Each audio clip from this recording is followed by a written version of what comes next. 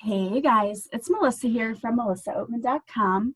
Welcome to Awaken Your Inner Awesomeness, a daily podcast devoted to spirituality and self-help. If you're new, I want to welcome you.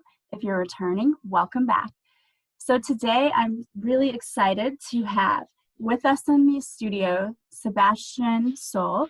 And first of all, I'm excited because he's from Germany, but he's here to talk to us today about trauma and how he experienced trauma because he had heart surgeries, and also how that led him to a spiritual awakening, which I thought was extremely interesting, as most of us who are listening have also been through spiritual awakenings. So I want to welcome you, Sebastian. Thank you so much for having me. So tell us a little bit about yourself. Oh, where do I start? Okay, to tell a little bit about myself. Because you already mentioned my heart surgeries, I think it's a good point to start there. I was born with a congenital heart defect, and I had my first heart surgery when I was, basically when I was a baby, and my second heart surgery when I was 13 years old, when I was a teenager. And for, you could say, for the majority of my life, especially throughout my teenage years and throughout my early 20s, I was suffering from depression. I was suffering from anxiety, social anxiety. I was always afraid that people would judge me, that people would make fun of me. I would never go, for example, like other teenagers, to the sea, because I was always afraid to show myself, to show my scars, the scars that I had from my heart surgeries. And I always manifested negative events in my life until at some point I thankfully realized that we are the creators of our own reality, and that everything that I experienced in the past was something that I personally created for myself. Talk about that a lot on this show, how what you focus on grows and how super important it is to keep your thoughts positive. But I know that it's really difficult to do sometimes. So how did you get over that? I mean, for me, it took a few rough awakenings, let's say it like this. I'm the kind of person, I always learn when I bash my head against the wall enough times. I mean, that was me in the past, not anymore, thankfully, but in the past, that was me. So for me, I really had to reach the point where I was so physically sick and also emotionally sick of the things that I had done in the past, that I thought to myself, okay, I surrender, I give up. And the moment that happened, then I started to have these awakening experiences. And if you want, I can also share one profound awakening experience.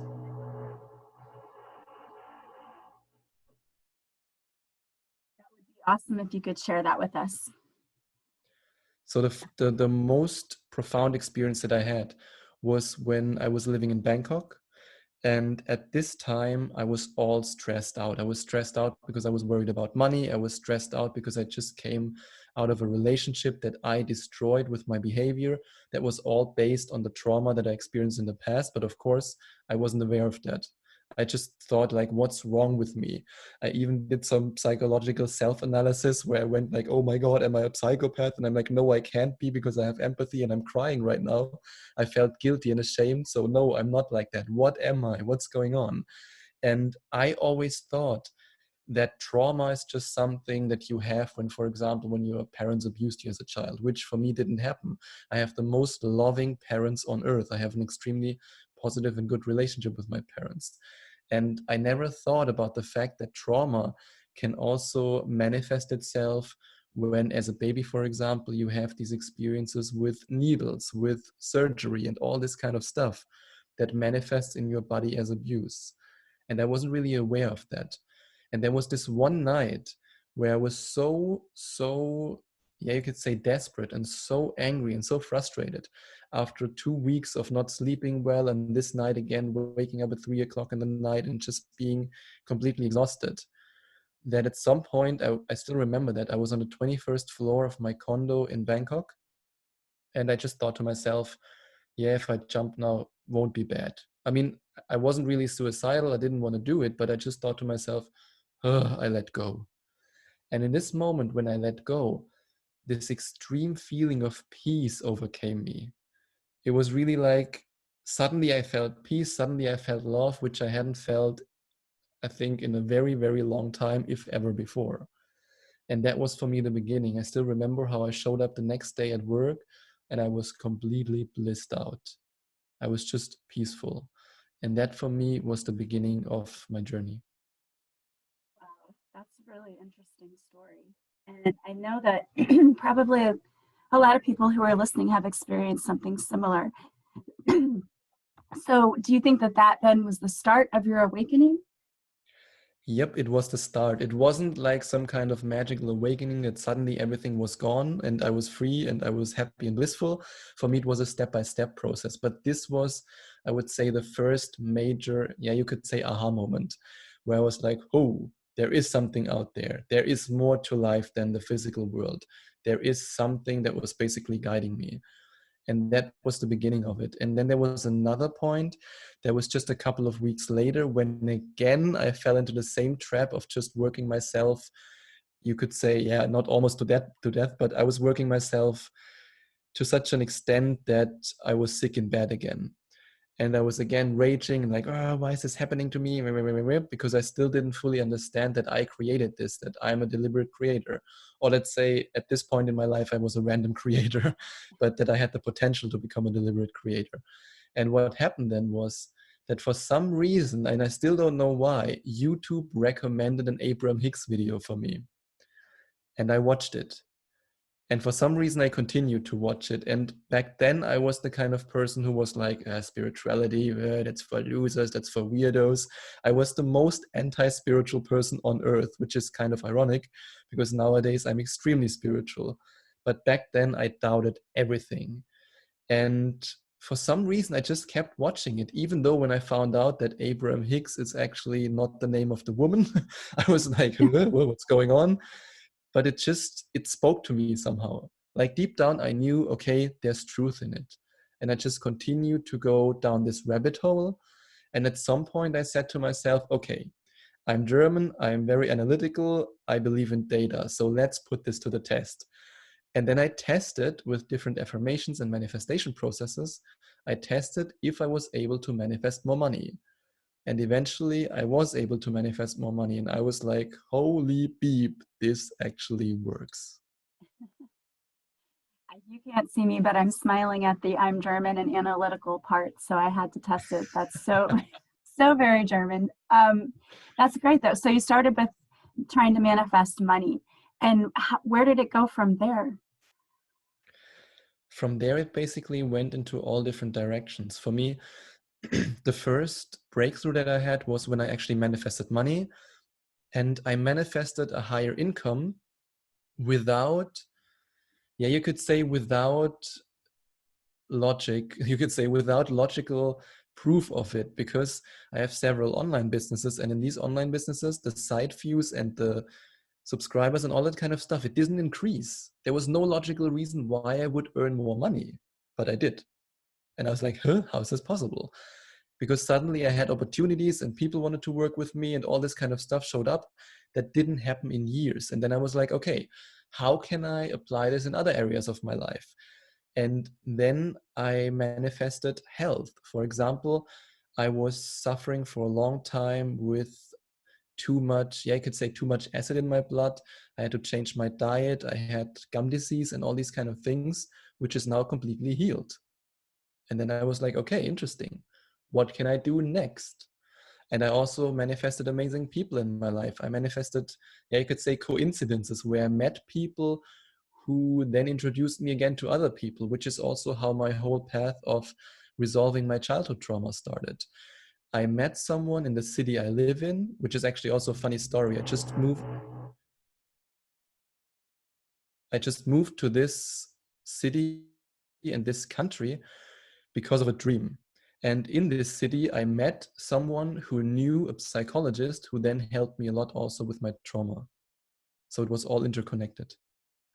That's incredible. I've told my audience before that, most people, when they think about manifesting, they simply think about manifesting money, but you can manifest so many things, like you said, meeting people on your path who can help you. So you were you manifested meeting this psychologist, and you were telling me earlier that he was helping you with your trauma.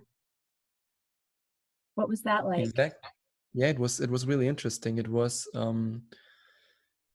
like I met this friend in the city I live in, and she introduced me to the psychologist. And the psychologist then helped me to, yeah, it was not really so much talking therapy, not like the typical therapy. It was more like with exercises. A lot of different exercises that I did. Also, one extremely powerful technique, which I think helped me a lot, is tapping, emotional freedom technique, even though I personally thought at the beginning, like, huh, how can that be effective? I'm just tapping somewhere on my body. That doesn't make any sense. But again, I was open to it. And I then had again, during this therapy, an awakening experience where I just had this incredible thought of everything is good. I am myself. I'm no longer this past self. I still don't really know where it came from. It wasn't directly in therapy that it happened. It was just basically while I was stepping out of the shower, which is quite ironic. And then I just realized, okay, I'm myself now. I'm no longer this old self. I can start to establish myself new. I can create myself new. That was the first time when I had this feeling of pure power of, yes, I can design my own life. I'm no longer trapped in the emotions in my past, but I can say, from this moment on, a little bit like in the video game, I can create this Sebastian version that I want to be. No longer desperate. I no longer want to suffer. I no longer want to blame others. I no longer want to feel needy and helpless. That's the old self. How can I now create my new self? And one of the things that helped me was a simple exercise that I always called myself out. I don't know if I can curse here, on my own bull beep. Let's say it like this. I just called myself out on my own behavior. And I said, okay, whenever I feel needy, whenever I feel desperate, whenever I go back to this victim mindset that I learned through my trauma all these years, whenever that happens, I will call myself out on it. And I will replace this emotion with a more positive emotion. And in the beginning, this feels really, really weird because you say, like, yeah, but I am this is me. But then you realize that it's not really you, it's just your ego that's been conditioned all your life. And the more I did that every day, continuing to call myself out on it, the more I adapted these new beliefs. Of course, I did also other exercises, but that was basically the main idea. Again, this doesn't really sound like a spiritual exercise. It's more a little bit like a typical German analytical one. Like whenever the thought comes up, okay, I do this. But it worked really, really well. Well, and I think that that is exactly what you have to do in order to retrain your brain, is to be present in the moment. And when you catch those thoughts, stopping them immediately and doing something with it. I love that you have like a backup plan. Like when this thought comes into my head, I'm going to replace it by doing this.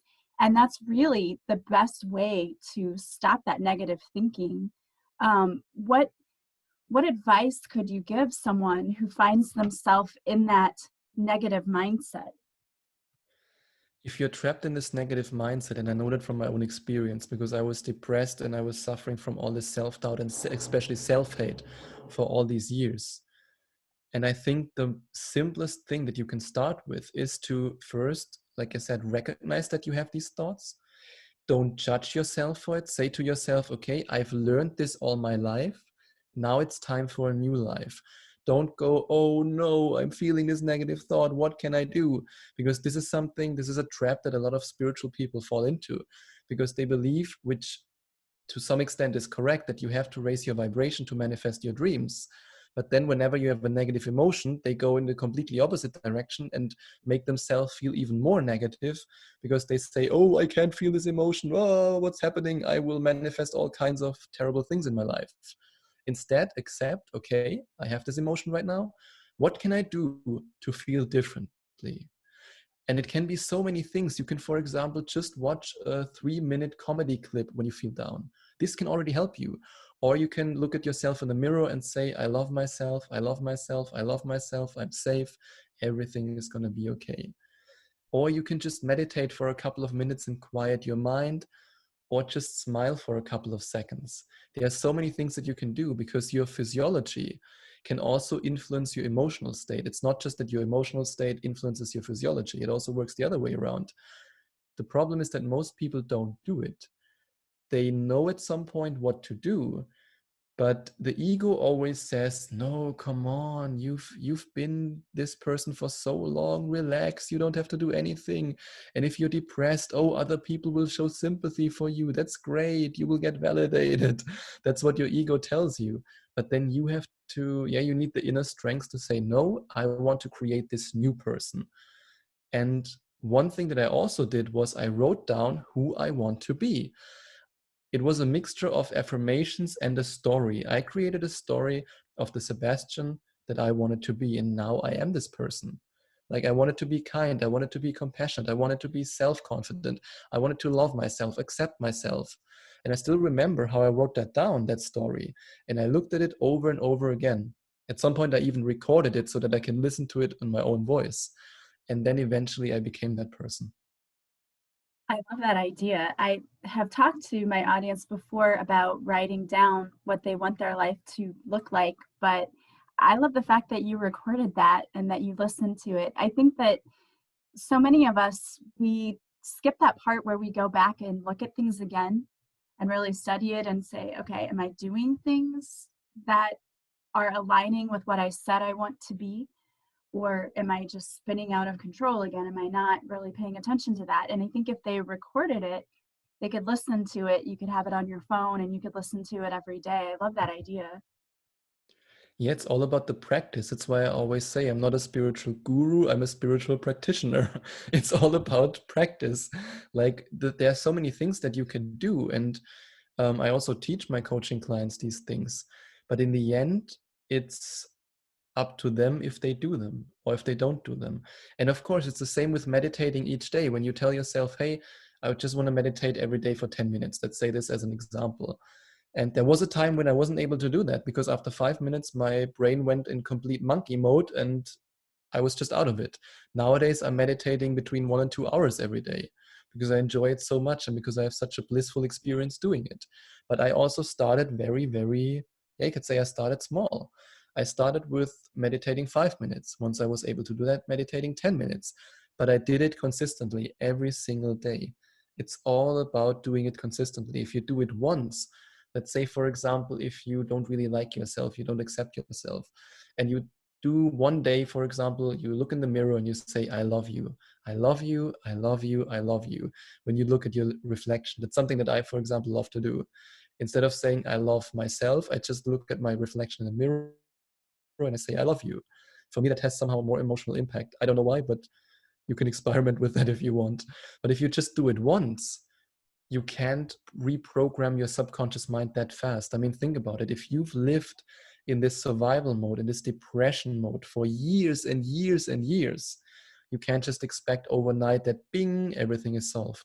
It takes some time.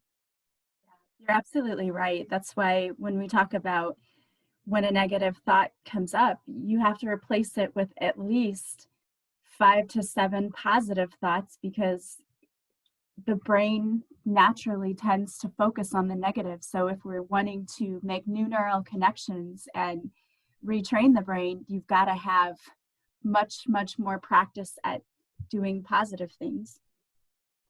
Exactly. Like, it's a little bit, it's a little bit comparable with my diet change. Instead of eating unhealthy stuff 80% of the time and 20% healthy, I switched it now. And the same is true basically for, yeah, for everyone who wants to improve their mood, improve their life. The problem is just, especially when it comes to depression, and I know that for myself, that we live in a society where when you say, oh, I'm depressed, and somebody asks you, why are you depressed? Oh, I don't know. Oh, okay. Oh, how are you feeling? Oh, what can I do to make you feel better? We get validated for being depressed. But when you say, I'm happy, why are you happy? Oh, there's no reason why I'm happy. I'm just happy. Then people say, oh, you're crazy. Are you on drugs? What's wrong with you? And I think that's a big, big problem, that we also live in a society that glorifies these negative emotional states. I absolutely agree with you.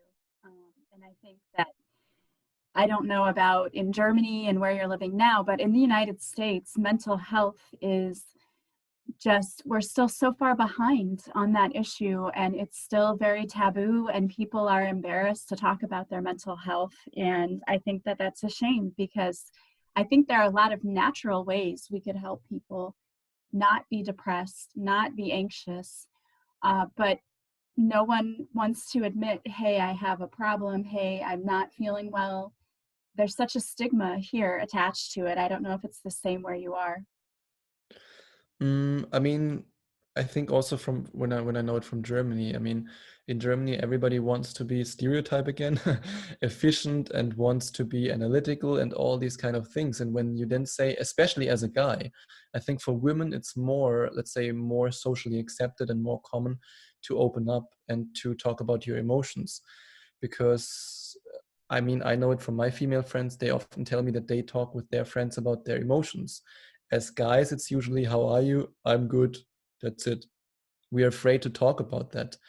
And of course, it's also both true for men and women that when you are in a position where you expect it to function, for example, when you're in a high paying job, in a career where you need to present yourself in a certain way, and you need to have this mask, this facade of, I am perfect, I am confident, I am great, everything's awesome, I don't want to show any weakness.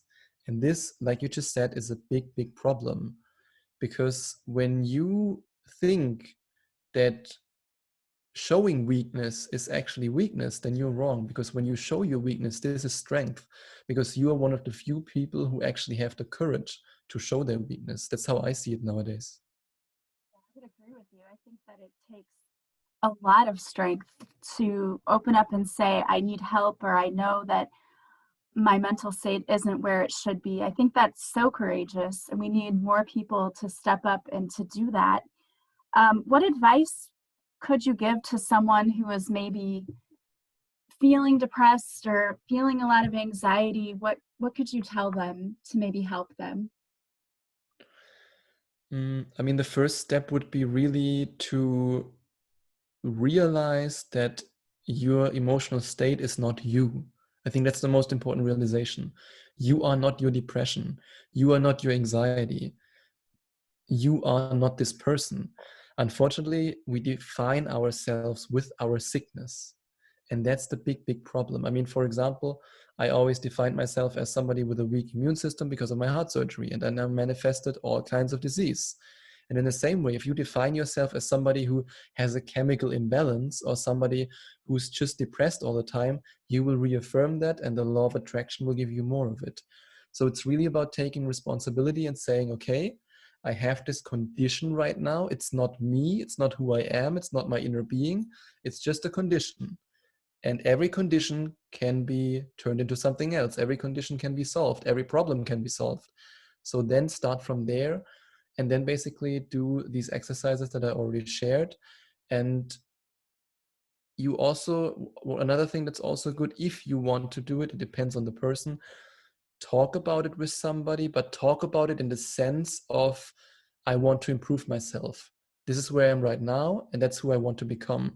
Because otherwise you're falling in the trap that I also fell into, and that a lot of other people also fall into, which I just mentioned, this idea that our society also glorifies this victim mentality a little bit. So that when you then go to people, oh, I'm really depressed, they just say, oh, I'm so sorry for you. Oh God, I'm so sorry. I'm so sorry. Instead of helping you to get out of it. Because what that does is that you get validated again for being in this negative state, because these people show compassion. And then you become even more depressed because you get more attention from it, even though you might not be consciously aware of it. But your subconscious mind does that again to reaffirm this, this belief and this state. So that's why when you're talking to somebody, talk to somebody who actually wants to get you out of that state, and not somebody who reaffirms that you should stay in that state.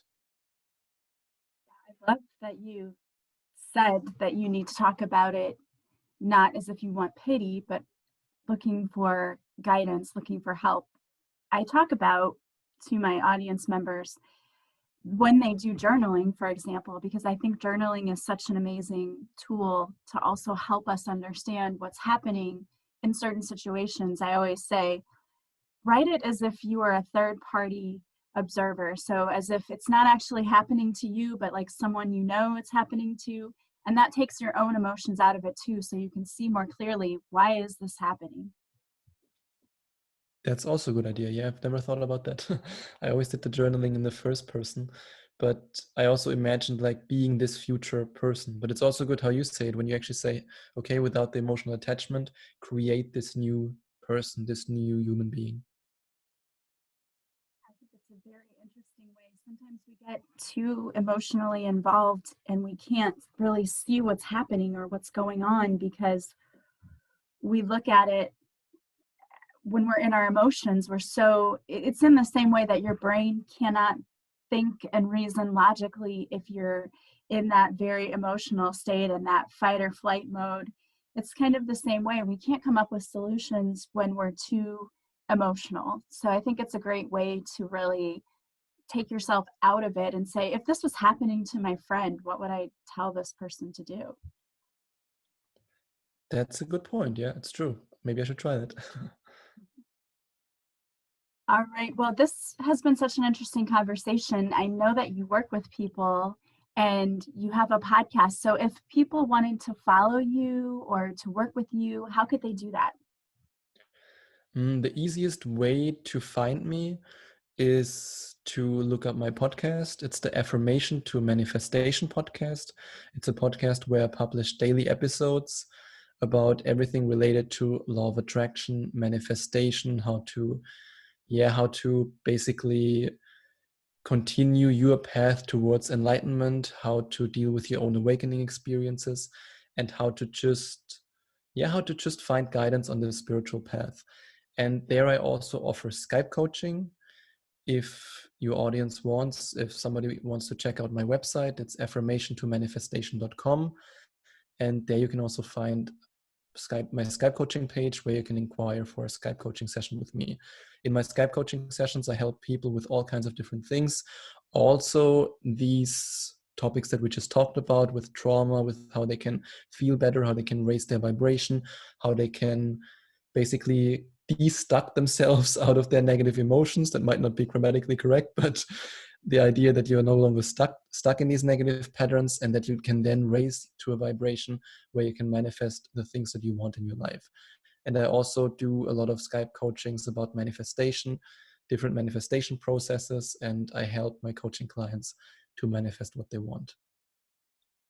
That sounds amazing. And I would love to have you back on sometime to talk about more about manifesting. I think that that's a topic a lot of people are really interested in, especially right now. I would be happy to come back. Awesome. Well, thank you so much for being here with us today. All of Sebastian's information will be in the description to this podcast. So you can simply go to the show notes and there will be clickable links that will take you directly to his podcast and to his website if you're interested in working with him. I again want to thank you so much for being here today. Is there any parting or are there any parting words of wisdom that you could give our audience today? My last word of wisdom would be to just start this process. Like, no matter what you're struggling with right now, no matter at what stage you are, make the first step, because the first step is always the most difficult one. And the more you do it, then, like I said, on a continuous basis, the easier it will get. And the sooner than you actually can imagine, you will be a new person. You will be the person that you truly want to be. Thank you for those words of wisdom. I want to thank you again for being here with us, or I should say, Danke schön. Bitte schön, it was a pleasure. All right, guys, and I want to thank you for being here with us today as well. As always, it is such a pleasure to be here and to do this podcast. If you would like to subscribe to this podcast, please do. Also, leave a review from wherever you're listening. If you leave me some stars on iTunes and share it with others, that helps me so much. And I want to thank you so much to those of you who've already done that.